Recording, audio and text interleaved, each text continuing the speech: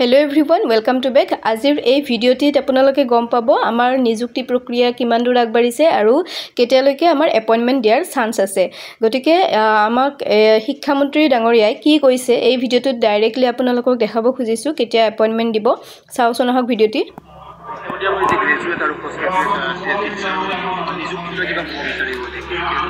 নিযুক্তি ইয়াৰ গোটেইখিনি প্ৰক্ৰিয়াটো সম্পূৰ্ণ হৈ গৈছে।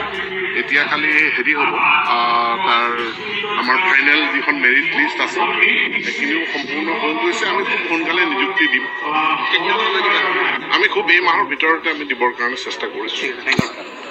গতিকে যিসকলে ভাবি আছিল যে কেতিয়া দিব বা চিন্তা কৰি আছিল তেওঁলোকৰ কাৰণে এটো এটা ভাল খবৰ। গোটেই প্ৰক্ৰিয়াখিনি আমাৰ অলৰেডি সম্পূৰ্ণ হৈছে। এতিয়া কেৱল আমাৰ এপইন্টমেন্টৰ দিনটো ঠিক কৰিব বাকি আছে। বাকি আপোনালোকৰ ডিস্ট্ৰিক্ট সিলেকশন সকলোৰে অলৰেডি সকলোৱে কৰিলেই জিটিৰ ক্ষেত্ৰত কৈছো আৰু তাৰ পিছত আমি হয়তো কেইদিনমান পিছত আমি গম পাম যে আমি ফাইনালি কোনখন ডিস্ট্ৰিক্টত পাইছো আমাৰ এপইন্টমেন্ট বা কোনখন ডিস্ট্ৰিক্টত আমি পোস্টিং পাইছো সেই বিষয়ে আমি গম পাম আৰু ইয়াৰ পিছতে আমাৰ আহিব এপইন্টমেন্টৰ দিন আৰু এইটো আমাৰ নৱেম্বৰ মাহতে হ'ব বুলি আপোনালোকক সিওৰ থাকক। আমিও এইটোৱে ভাবি লৈছো।